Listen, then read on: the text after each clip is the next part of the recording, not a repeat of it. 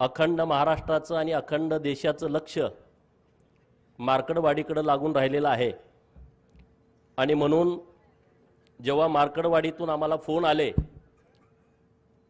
की मार्कडवाडीतून एकच बाजू महाराष्ट्राच्या समोर जातीये की मार्कडवाडीतल्या लोकांना बॅलेटवरती मतदान हवं आहे आणि म्हणून तुम्ही आणि सदाभाऊनी या गावात आलं पाहिजे। तुम्हाला पाहिजे का बॅलेटवरती मतदान मार्कडवाडीवाल्यांना? जोरात सांगा, कळू द्या, राज्याला कळू द्या। मीडियावाल्यांना माझी विनंती आहे, ही सगळी मार्कडवाडीतली लोक कोण कोण आहेत हात वर करा। हे बघा अख्खं गावच आहे। तर तुम्हाला बॅलेटवरती मतदान पाहिजे आहे का? हात वर करून सांगा, तुम्हाला बॅलेटवरती मतदान पाहिजे आहे का? जोरात सांगा, पवाराला ऐकू गेलं पाहिजे, मोठ्यानं बोला। नाही ना? ईव्हीएम वरती तुम्ही महायुतीच्या बाजूने मतदान केलंय का? कोणी कोणी केलंय हात वर करा। कोणी कोणी केलंय हात वर करा, जरा कळू दे, हात जरा थोडा वेळ धरा। हा? आणि म्हणून आम्ही ठरवलं की मार्कडवाडी गावामध्ये गेलं पाहिजे। महाराष्ट्रामध्ये आणि देशामध्ये मार्कडवाडी पॅटर्न आणि पहिल्यांदा पॅटर्न कुणाला दिसला? कुणाला दिसला? अरे हे माझं रक्ता मांसाचं गाव आहे, माझ्या पै पाहुण्यांचं गाव आहे, 90% इथं धनगर समाज राहतो। आणि मग माझी जबाबदारी वाढली की अरे धनगरांनाच पुढं का केलं की म्हणजे या महाराष्ट्रातला धनगर समाज लोकशाहीच्या माध्यमातून जी निवडणूक प्रक्रिया पार पडते त्याच्या विरोधात आहे असं वातावरण करण्याचं महापाप शरद पवारांनी केलं। म्हणून आम्ही मार्कडवाडीमध्ये आज आलोय। अरे 100 शकुनी मेल्याच्या नंतर एक पवार जन्माला आलाय। 100 शकुनी मेल्याच्या नंतर एक शरद पवार जन्माला आलाय। याचं डोकं बघा की धनगर समाज हा कायदा मानत नाही, धनगर समाज हा लोकशाही मानत नाही। अरे 100 गावात या विधानसभा मतदारसंघामध्ये माझ्याच मार्कडवाडीला का पुढे केला? आणि म्हणून मी आणि सदाभाऊ इथं तुमच्या गावामध्ये आलोय। अरे या हिंदुस्थानातला धनगर समाज हा लोकशाहीला मानतो। या भारताच्या नवनिर्मितीमध्ये धनगरांचा सिंहाचा वाटा आहे। जी संसद भवन आज दिल्लीमध्ये डोमानं उभी आहे, जे राष्ट्रपती भवन दिल्लीमध्ये उभा आहे आणि त्या सगळ्या जमिनी आहेत त्या होळकरांच्या रायसोनी गावामध्ये उभ्या आहेत। अरे ही लोकशाही मजबूत करण्यासाठी या होळकरांचा सिंहाचा वाटा आहे आणि म्हणून पवारांचा डाव लाथानं उधळून टाकण्यासाठी आज आम्ही तुमच्या समोर आलो आहे। बरोबर आहे की चुकीचं आहे? हा का रे बाबा? पहिल्यांदा आम्ही राजीनामा देणार, दे की तुझ्या लेकीचा, ते लेकीचा राजीनामा। 4-5 महिन्यापूर्वी लोकसभेच्या निवडणुका झाल्या, 1 लाख 1.5 लाखांना निवडून आली आहे। दे तुझ्या त्या कर्जत जामखेडच्या नातबाचा 1100 मतांनी निवडून आलाय। दे त्या जयंत पाटलाचा, परवा आला होता ना जयंत पाटील इथं, तोंडावरती साथी आसरा घेऊन आला होता ना, दिसायला देखना राजबिंडा, तितकाच कपटी, तितकाच नीच, तितकाच जातीवादी। दे ना त्याचा राजीनामा, या तिघांचा राजीनामा द्या आणि हे ईव्हीएमचं आंदोलन सुरू करा। आणि राहुल गांधींनी त्यांनी स्वतःचा आणि त्याच्या बहिणीचा देऊ दे ना राजीनामा आणि मग या आंदोलनामध्ये येऊ दे ना। बरोबर आहे की चुकीचं आहे? बरोबर आहे काय चुकीचं आहे? अरे एका आमच्या आनंदराव देवकाते साहेबांनी राजीनामा दिला, अजूनपर्यंत त्या घराला आमदारकी मिळाली नाही। मिळाली का सांगा? मिळाली?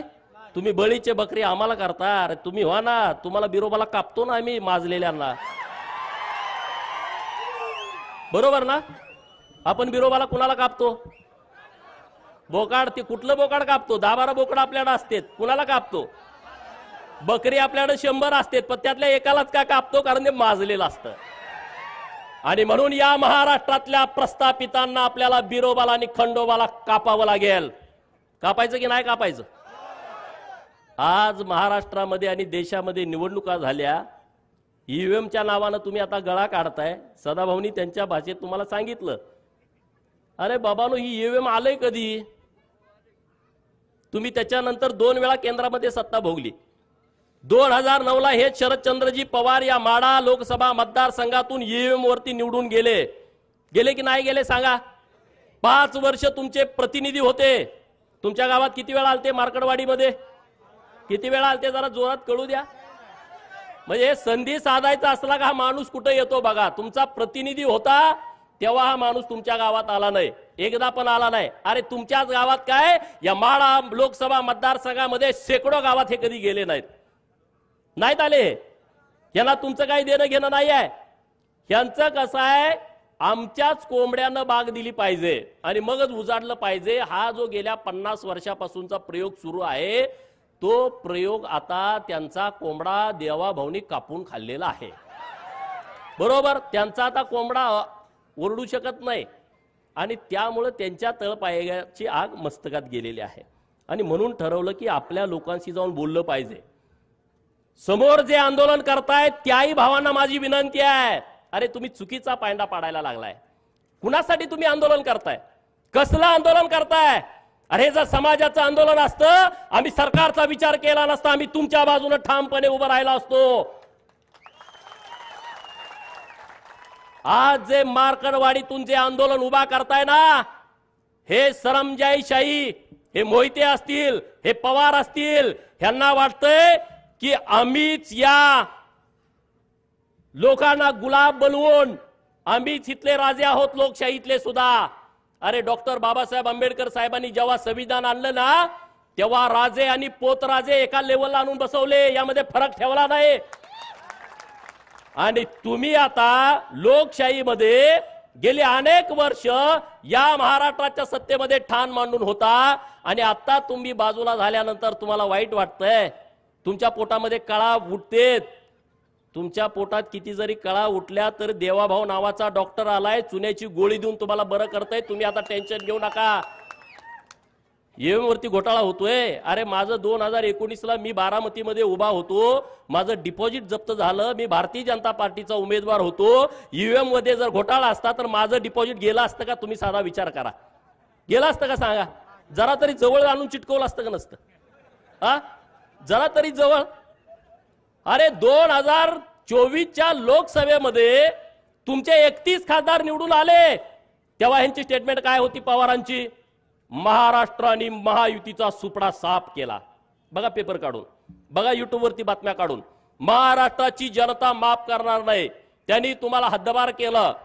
4 महिन्यापूर्वी यांची स्टेटमेंट. आणि आता तुम्हाला हद्दपार केलं तर ईव्हीएमच्या मागे पवार दडायला लागले. अरे ईव्हीएम बारकी मशीन आहे, त्याच्या मागे पवारासारखा माणूस दडू शकतो का? पण दडायला लागले. सदाभाऊनी तुम्हाला सांगितलं बॅलेटवरच्या ह्यांना निवडणुका काय पाहिजेत.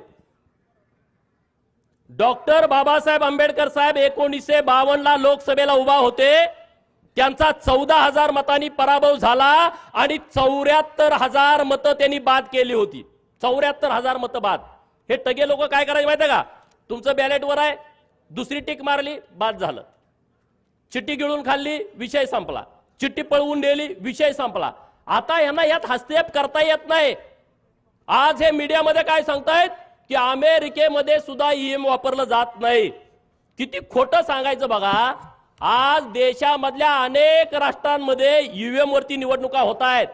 त्यामध्ये अमेरिकेमधले काही राज्य आहेत, त्यामध्ये ऑस्ट्रेलिया आहे, त्यामध्ये बेल्जियम आहे, Bulgaria, Switzerland, Canada, Mexico, Argentina, Brazil, Chile, Peru, Venezuela, Namibia, Nepal, Bhutan, Armenia, शेजारचा आपल्या बांगलादेश. आणि याच्यापेक्षा काय, जो राहुल गांधी तुमच्या गावामध्ये येणार आहे त्याच्या आजोळात इटलीमध्ये सुद्धा ईव्हीएम वरती निवडणुका होत आहेत.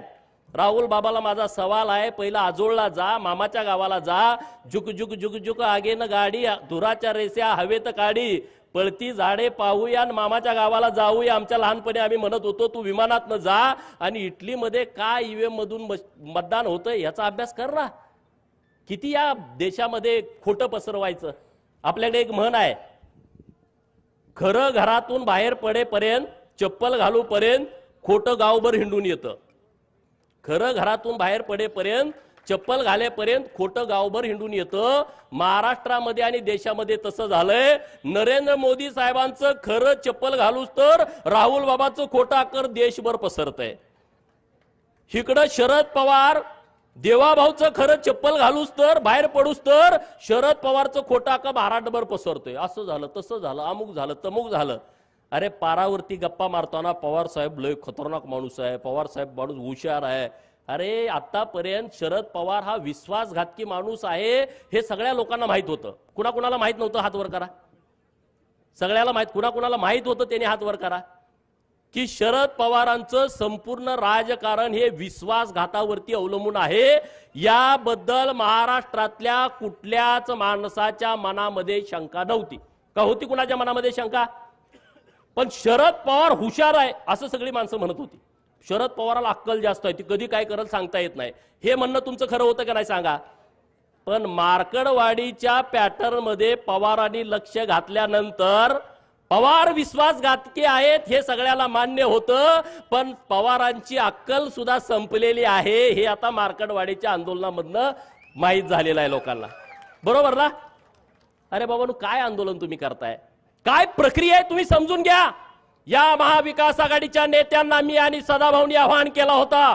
मुंबईमध्ये महात्मा गांधींच्या पुतळ्यांच्या समोर बसून हे आवाहन केलं होतं की 2017 साली निवडणूक आयोगानं आवाहन केलाय, जर यामध्ये काही घोटाळा असेल तर तुम्ही समोर या आणि आम्हाला दाखवून द्या। 2017 पासून 2024 पर्यंत एकही माणूस तिथं ईव्हीएम मशीन हॅक होतंय याचा पुरावा घेऊन गेला नाही। आणि आम्ही सुद्धा आवाहन केलं होतं, तुम्ही कशाला असं खोटं सांगताय लोकांना?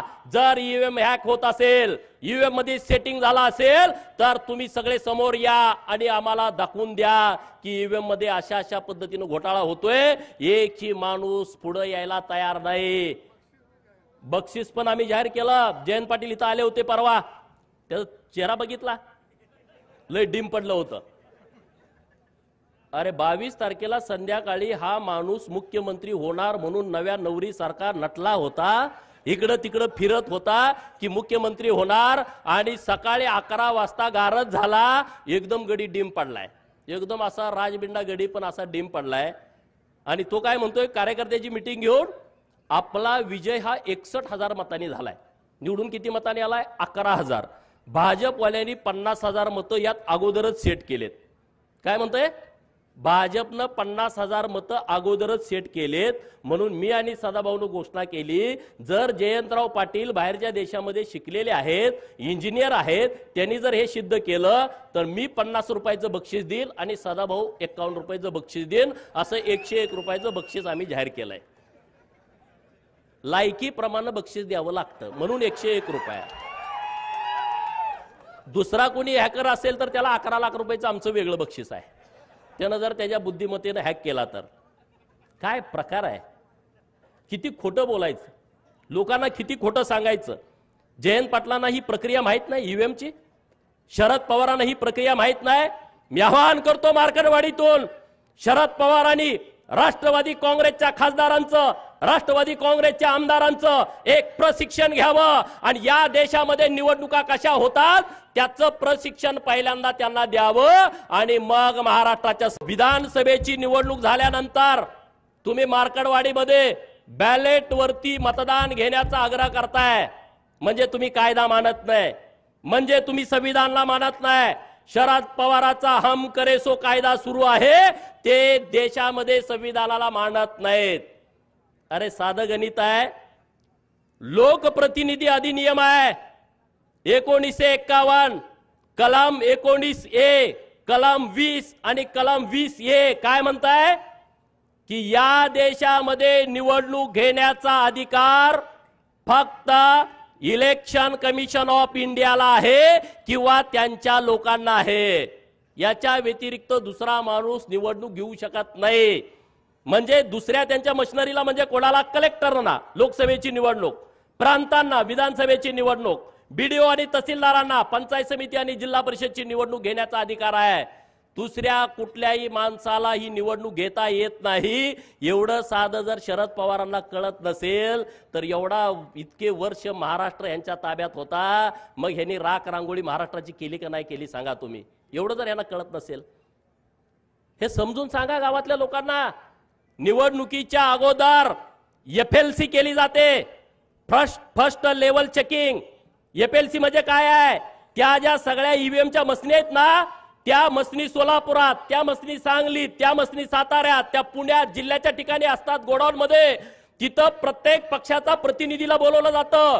भाजपा, राष्ट्रवादी, शिवसेना, उद्धव सेना, शरद पवारची राष्ट्रवादी, काँग्रेस, छोटे पक्ष, बसपा असेल, माकप असेल, सेकाप असेल, रासप असेल, रिपाई असेल, रयत संघटना असेल, या सगळ्या पक्षाच्या प्रतिनिधीला बोलावलं जातं आणि तिथं फर्स्ट लेवल चेकिंग केलं जातं. म्हणजे काय केलं जातं? तुमच्या विधानसभा मतदारसंघामध्ये जेवढ्या मसनी आहेत, जेवढे बूथ आहेत, त्या मसनीपैकी 1% मशीनवरती 1200 मतदान पोलिंग करून घेतली जातात. किती? 1200 मतदान तुमच्या समोर. आणि मग ते चेक केलं जातं हे 1200 मतदान पडले का. परत 2% मसनी त्यातल्या घेतल्या जातात, त्यामध्ये 1000 मतदान चेक केलं जातं. 1000 वेळा मतदान द्यायचं आणि ते चेक करायचं त्यालाच दिलंय का. आणि मग तिसऱ्या वेळा परत 2%, त्यामध्ये 500 मतदान द्यायचं. हे 2%, 2% आणि 1%, 5% झालं. आणि राहिलेल्या सगळ्या मसनीवरती एका मशीन मध्ये 16 उमेदवार असतात, त्या प्रत्येक मसनीवरती 6 प्रत्येक उमेदवाराला मतदान द्यायचं आणि ते चेक करायचं. हे चेक त्यांच्या समोर करायचं आणि त्यांनी सह्या करायच्या सगळ्या प्रतिनिधींनी. आणि मग जेव्हा ही मशीन आपल्या गावात येते ना बूथवरती, तिथं आल्यानंतर आपल्या सगळे आपण मतदान प्रतिनिधी असतो, त्यांच्या समोर प्रत्येक मशीनवरती 50 मतदान करून घ्यायचं. किती? येड्यात कोणाला काढताय? अरे आमचा मेंढका सुद्धा हुशार झाला पवाराच्या पार्टीच्या लोकांनो. मेंढक्याला सुद्धा अक्कल आली. अरे उद्या आमचा मेंढका जर आमदार झाला तर तुमच्यापेक्षा चांगलं काम करू शकतो. पण तुम्ही लोकांची दिशाभूल करताय, लोकांना फसवताय, लोकांना खोटं सांगताय. पवारांना माझं आव्हान आहे, मार्कडवाडी पॅटर्न पवारांना का जवळचा वाटतोय? मी मीडियामध्ये पण सांगितलं, पवारांना अट्रॅक्शन मार्कडवाडीचं का आलं, राहुल गांधींना अट्रॅक्शन मार्कडवाडीचं का येत आहे, तर त्याचं कारण मित्रांनो वेगळं आहे. नानाभाऊ आपले यायला लागलेत पाणी करायला. त्यांचं काय वेगळं गणित आहे की या देशातली जनता नरेंद्र मोदी साहेबांना परत 2029ला पंतप्रधान करणार आहे. तुमचं काय मत आहे? तुमचं काय मत आहे? हे लोकमत आहे, बरोबर की नाही बरोबर? नरेंद्र मोदी साहेब परत 2029ला पंतप्रधान होणार आहेत. आता देवाभाऊ 5 वर्षासाठी महाराष्ट्रात मुख्यमंत्री झाले. किती जरी तुम्हाला वाईट वाटलं तर आता त्याला नाइलाज आहे. पवारांच्या पार्टीचं जातीवाद्यांचं म्हणणं काय होतं महाराष्ट्रातल्या माहित आहे का? महाराष्ट्रात महायुतीचं सरकार यायला नाही पाहिजे. बघा पहिली यांची इच्छा मोहितेंची काय, महाराष्ट्रात महायुतीचं सरकार नाही आलं पाहिजे. महाराष्ट्रात जर महायुतीचं सरकार आलं तर भाजपचा मुख्यमंत्री झाला नाही पाहिजे, दुसरी इच्छा. तिसरी इच्छा काय, जर भाजपचा मुख्यमंत्री झाला तर देवाभाऊ झाला नाही पाहिजे. अरे आमचा मसोबा, बिरोबा, खंडोबा, धुळोबा, मकुबाई, नीनाबाई ही सगळे आमचे देव जागे आहेत रे. इथला बहुजन जागा आहे गावगाड्यातला. गावगाड्यातल्या लोकांनी डोळं उडून बघितलं की बाबानो हे देवाभाऊच का लागते, नरेंद्र मोदी साहेब का पाहिजे. ईव्हीएम हॅक केली, ईव्हीएम हॅक केली, होय ईव्हीएम हॅक केली दिवाण सर, पण कुणी केली? लाडक्या बहिणीने हॅक केली.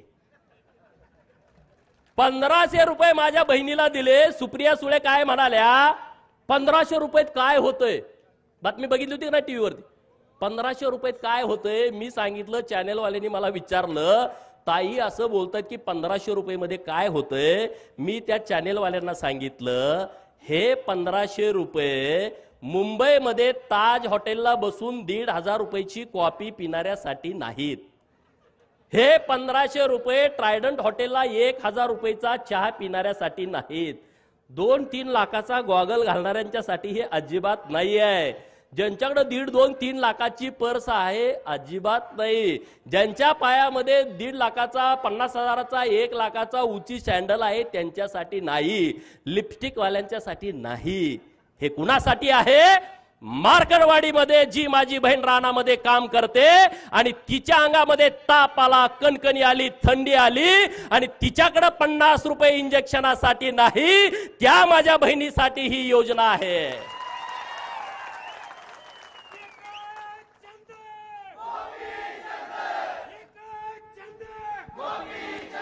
दुपारची शाळा सुटल्यानंतर पोरग पळत पळत पळत येतंय, आई आई आई मला 10 रुपये पाहिजेत आईस्क्रीम घ्यायला. आणि जेव्हा आई घरामध्ये जाते, डब्यामध्ये बघते, गाडग्यामध्ये बघते, चुलीजवळ बघते, तिच्याकडे 10 रुपये नाहीत आणि म्हणून तिच्या डोळ्यात पाणी येतंय की मी माझ्या लाडक्या पोराच्या हातामध्ये खाऊसाठी 10 रुपये देऊ शकत नाही. त्या लाडक्या बहिणीसाठी ही आमची योजना आहे. आणि म्हणून महाराष्ट्रातल्या लाडक्या बहिणीनं ही ईव्हीएम मशीन हॅक केली. या महाराष्ट्रातल्या ओबीसीनं 346 जाती असणाऱ्या ओबीसीनं, भटक्या विमुक्तानं, या महाराष्ट्रातल्या लोकांनी ईव्हीएम मशीन हॅक केली. सगळी मतं ही महायुतीच्या बाजूने दिली. या महाराष्ट्रातला गरीब मराठा ताकदीनं देवाभाऊंच्या पाठीमागे उभा राहिला, त्यानं ही मशीन हॅक केली. मित्रांनो, गावातल्या कोतवालाला जाऊन भेटा. 7,500 पगार वाढवला, परत 10% वाढवला. कोतवालाचं गावात संबंध किती असते तुम्हाला माहित आहे? कोतवालाच्या पुढे कोण जाते का? नाहीतर उतारा उलटा पालटा करून टाकते. या महाराष्ट्रातल्या कोतवालांचा 7,500 पगार वाढवला. त्या कोतवालांनी आमच्या बाजूने मतदान केलं, त्यांनी ईव्हीएम मशीन हॅक केली.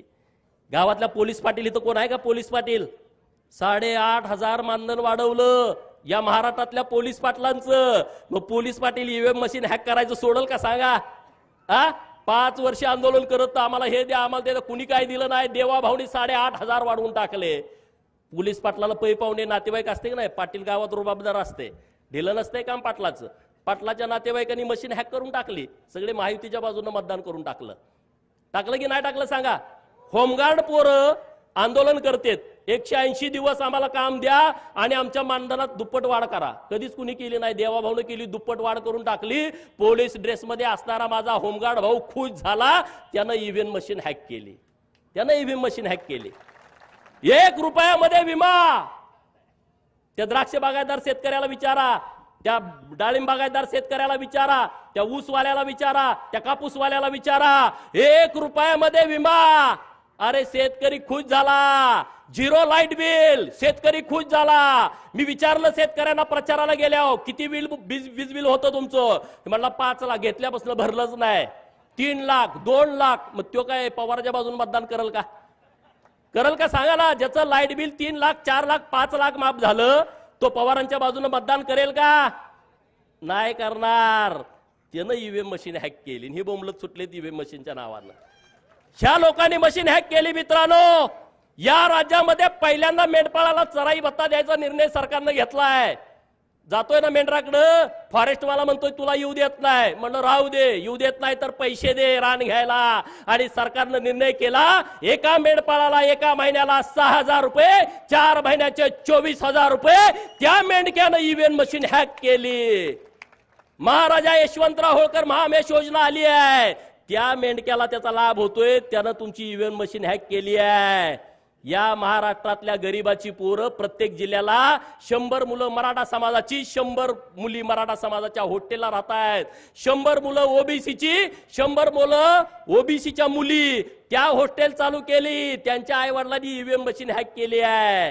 ही ईव्हीएम मशीन त्यांनी हॅक केलेली आहे. या महाराष्ट्रातल्या सगळ्या मुलींचं उच्च शिक्षण सरकारनं मोफत केलं. मेडिकलचं, इंजिनिअरिंगचं, बी फार्म, डी फार्म.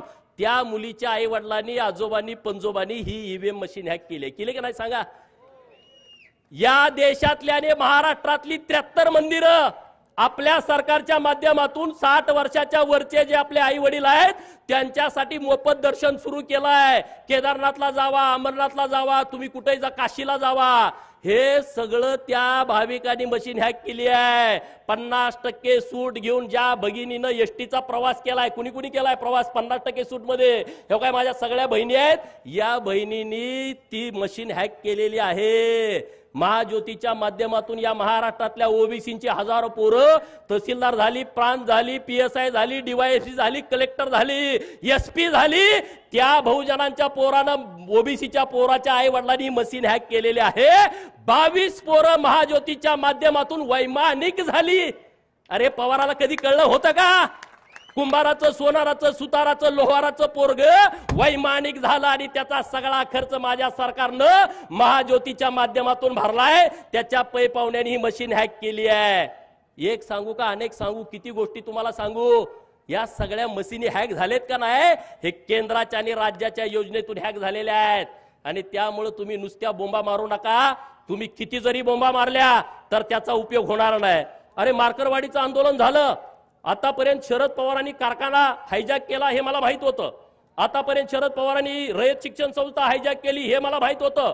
सूतगिरण्या हायजॅक केल्या हे मला माहित होतं। यशवंत चव्हाण प्रतिष्ठान ते हायजॅक केलं माहित होतं। पण हा लबाड लांडगा मार्करवाडीचं आंदोलन पण हायजॅक करतोय याचं मला विशेष वाटलं। अरे तुमचं आंदोलन पण त्यानं पळवून नेलं, पवारांच्या नावावर ते आंदोलन पडलंय। आणि म्हणून मार्करवाडीतल्या सगळ्या लोकांना माझं आव्हान आहे, उद्या तुम्ही बसा, हे राजकारण जाऊ द्या बाजूला, हे विधानसभेचा विषय नाही आहे, हे माळशिरस तालुक्याचा विषय नाही। अरे महाराष्ट्राला चुकीच्या पद्धतीनं दिशा देण्याचा प्रयत्न, भारताला चुकीच्या पद्धतीनं दिशा देण्याचा प्रयत्न या मार्करवाडीच्या आडून केला जातोय, तो इथल्या लोकांनी खपवून घेतला नाही पाहिजे।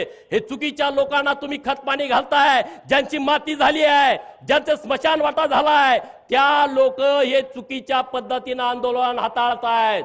आणि मुंबईमध्ये बघितलं हे कसं आहे बघा प्रकरण, मार्करवाडीमध्ये प्रशासन गैरवापर करताय म्हणून आम्ही आमदारकीची शपथ घेत नाही। पहिल्या दिवशी तुम्ही बघितलं का? पहिल्या दिवशी काय केलं? आमदारकीची आम्ही शपथ घेत नाही। माझं दुसऱ्या दिवशी यांनी काय घ्यायची सांगा? बरोबर ना? तुम्हाला पसंत नाही, तुम्ही ईव्हीएमच्या विरोधामध्ये आहे, तर तुम्ही पहिला राजीनामा दिला पाहिजे ना। तुम्ही पहिला राजीनामा देऊन टाका ना सगळेजण सरसकट। तुमच्या कुणाच्या तरी सांगण्यानं बॅलेटवरती निवडणुका होतात। अरे काय धर्मशाळा आहे का? कुणी पण सांगावं आणि कुणी काय करायचं? हे कायद्याचं राज्य आहे, हा कायद्याचा देश आहे। जे संसदेमध्ये चालतंय, जे महाराष्ट्राच्या विधानसभेमध्ये कायदे होतात त्या पद्धतीनं हा देश चालतो। पवारांनी सांगण्यावरून आणि त्यांच्या बगलबच्च्यांच्या सांगण्यावरून हा देश चालत नाही, राहुल गांधीच्या सांगण्यावरून हा देश चालत नाही। ज्यांना ही प्रक्रिया मान्य नसेल त्यांनी राजीनामे द्या आणि मग तुम्ही आंदोलन सुरू करा। नुसतं करंगळी कापून शहीद झाल्याचा आव आणू नका। ज्यांना कोणाला द्यायचं आहे ना, आज दिल्लीमध्ये तिथं सुप्रिया सुळेंनी ओम बिर्ला साहेबांना जाऊन भेटावं अध्यक्षांना आणि तिथं तात्काळ राजीनामा द्यावा। ईव्हीएम वरती माझा विश्वास नाही आणि म्हणून मी राजीनामा देत आहे आणि मी माझ्या बाबाच्या सोबत आंदोलनात उडी घेत आहे। राहुल गांधी आणि प्रियांका गांधींनी ओम बिर्ला साहेबांना भेटावं आणि डायरेक्ट राजीनामा द्या ना। मीडियाच्या समोर काय राजीनामा देत आहे? आणि रोहित पवार, जयंत पाटील यांनी उद्याच्या उद्या, कालच राहुल नार्वेकर साहेबांचे अध्यक्ष म्हणून निवड झालेली आहे, त्यांच्याकडे पहिल्यांदा जाऊन राजीनामा द्यावा।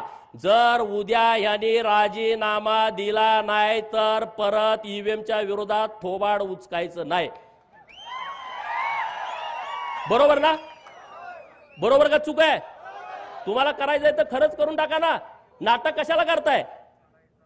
नाटक करू नका। तुम्हाला जे काम करायचंय ते तुम्ही एकदम बिनधास्त करा। मला एका मित्राचा सकाळी मेसेज आला आणि त्याला असं त्यामध्ये लिहिलं होतं, मला महाराष्ट्रात मविआचे सरकार येईल अशी पवारांना होती आशा। महाराष्ट्रामध्ये मविआचं सरकार येईल अशी पवारांना होती आशा, परंतु मार्करवाडीकरांनी त्यांच्या तोंडात घातल्या माश्या।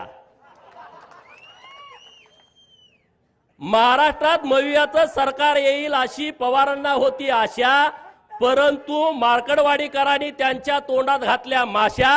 पवारांच्या राजकीय जीवनाचा केला तमाशा, म्हणून पवार वाजवत आहेत ईव्हीएमचा ताशा। बरोबर ना? अरे अहमदनगरचं नाव बदललं, पुण्यश्लोक अहिल्यानगर केलं, मार्करवाडीतल्या लोकांना काय आनंद झाला असेल का नसेल?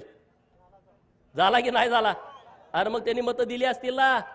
मोहितेच्या विरोधामध्ये लढायचा डीएनए इथल्या लोकांचा आहे।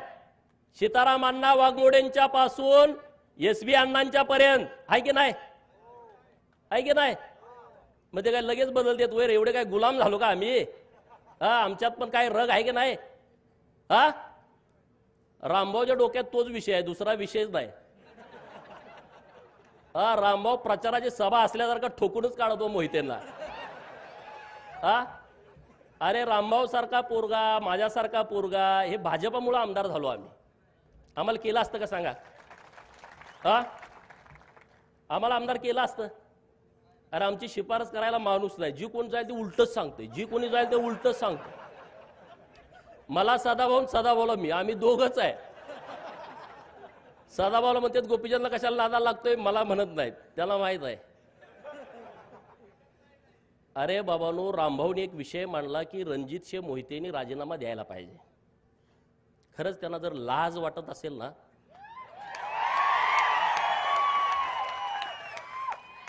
अरे आपण ज्या देवाभाऊंच्या मुळे माणसात आहोत, जेलमध्ये तुम्ही असता, त्या देवाभाऊंच्या अडचणीच्या काळामध्ये तुम्ही लोकसभेला आणि विधानसभेला विरोधामध्ये गेला.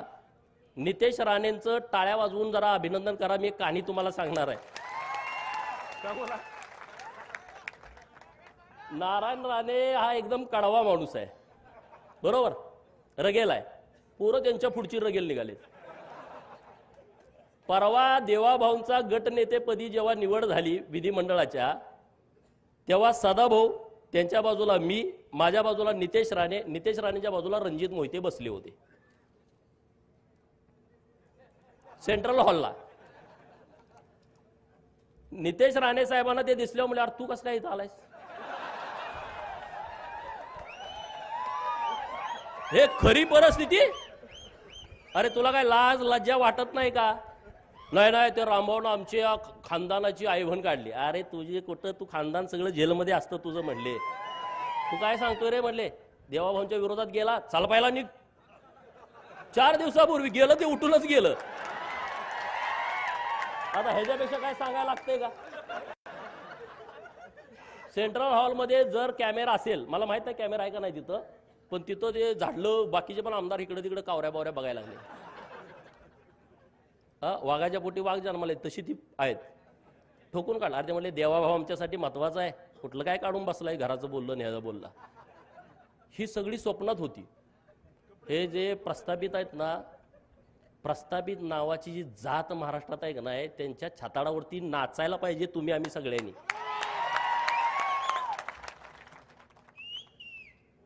नाचायला पाहिजे का नाही पाहिजे? त्यांना असं वाटत होतं की आता आपलं कोणतर सरकार येते ना, आम्ही असं करून तसं करू. आता इतकी मऊ आलेत. जयंत पाटलाचं कालचं सभागृहातलं भाषण ऐकलं का?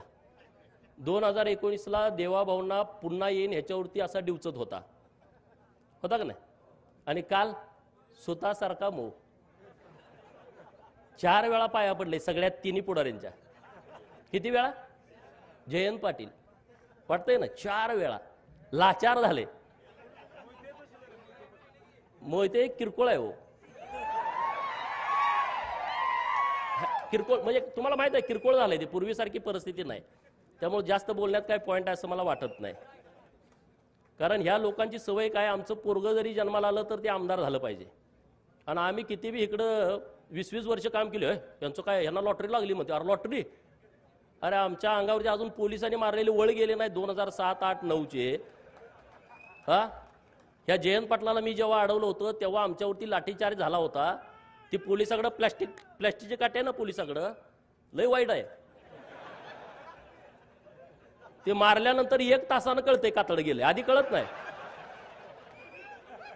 पुण्यश्लोक अहिल्या देवींची जयंती होती त्या दिवशी, आणि अचानक मी तिथं मंत्र्यांना बंदी घातली होती. टेंबूचं पाणी जोपर्यंत देत नाही तोपर्यंत मंत्र्यांनी यायचं नाही. जयंतरावला जरा कंड होता. अचानक हेलिकॉप्टर उतरवलं. मी तासगावात गेलो होतो, मला कळाला आलाय, लगेच गाडी वळवली. 5-50 पोरावरती अडवून टाकला. अडवला का पोलिसांनी लाठीचार्ज केला. आणि परत आम्ही त्या जयंतीच्या कार्यक्रमाला गेलो, किडेबिसरी तालुका सांगोल्याला. आणि तिथं कोंबडवाडी म्हणून गाव आहे, तिथं गेल्यावर चंचानाय लागलं, तवर कळालं नव्हतं. अरे सगळ्यांना म्हटलं बघा काय काय झालं, पॅन्टावर केल्या तर कातडच नाही, सगळं रगात. अरे आम्ही संघर्ष केलेले लोक आहोत, आम्ही संघर्ष करून इथं आलोय, आम्हाला काही लॉटरी लागलेली नाही.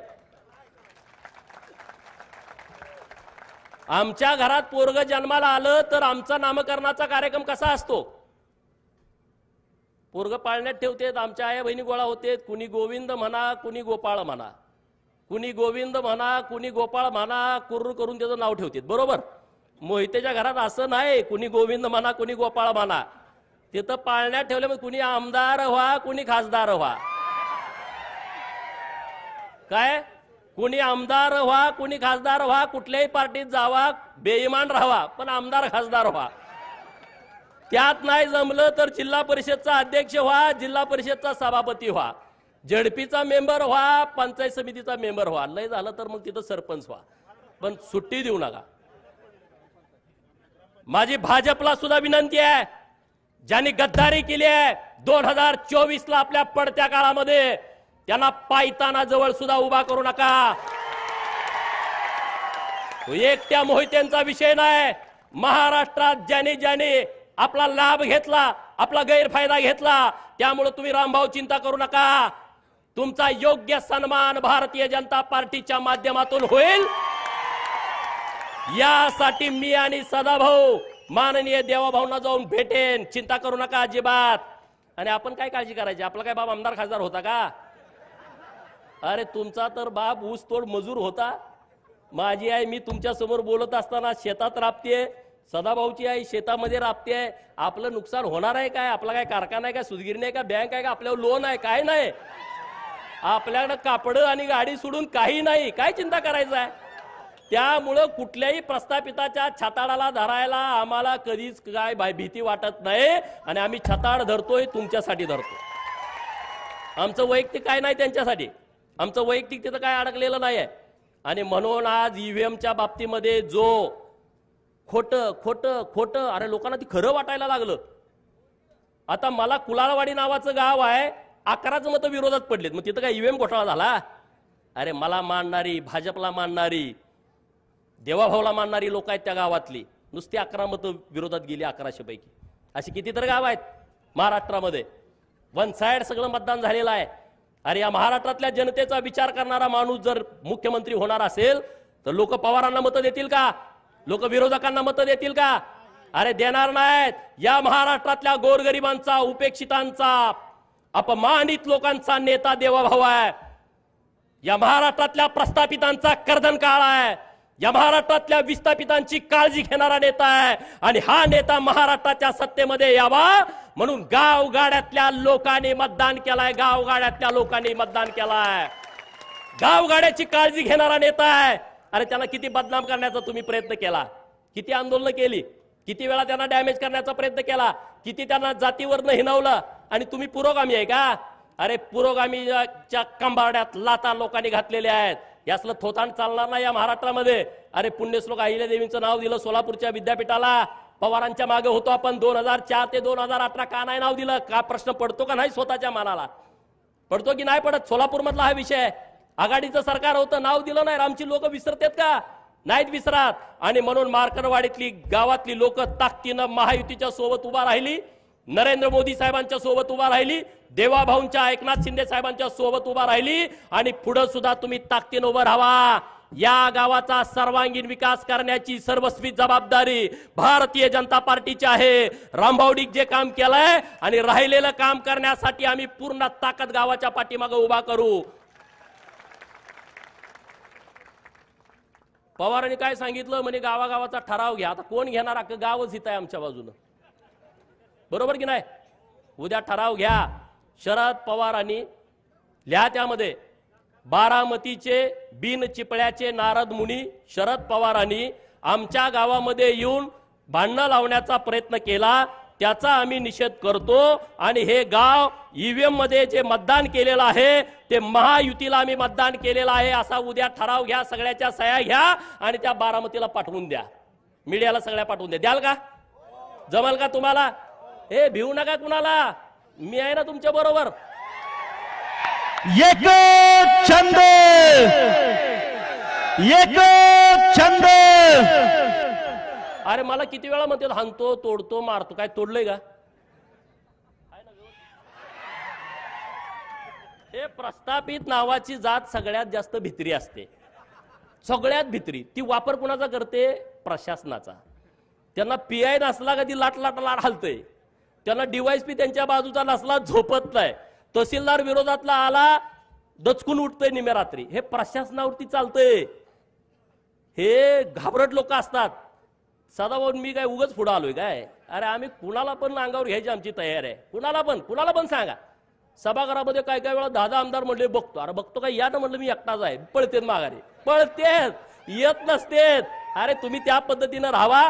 मार्करवाडी आणि माळशिरस तालुक्यातल्या आणि महाराष्ट्रातल्या लोकांना माझी विनंती आहे, जो पवारांनी हे आंदोलन हातामध्ये घेतलाय ते आंदोलन आपल्याला मुळापासून खऱ्या रूपानं मोडीत काढायचं आहे. त्यामुळे गावागावामध्ये ठराव घ्या आणि सगळ्या मीडियामध्ये द्या. एवढंच या निमित्तानं बोलतो.